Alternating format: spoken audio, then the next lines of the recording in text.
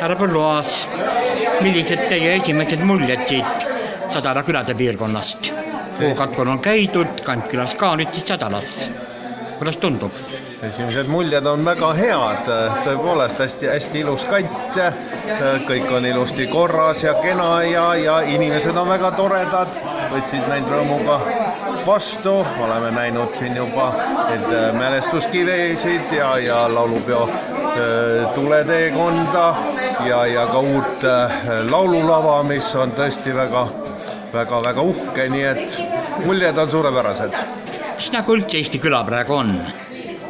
Eesti küla on tegelikult väga eripalgeline, et need, mis me oleme nüüd aastaküla valimistega seoses läbi käinud, need on kõik ääretult eripalgelised, on olnud sellist hajaasustusega külasi ja tiheasustusega ja ka paneelmajadega aga mis on kõigil ühine, on olnud see, et igal pool on olnud inimesed vastas meil, kelle silmad säravad ja kellel on teotahet koos midagi ära teha oma kodukandi heaks, nii et see on vahva.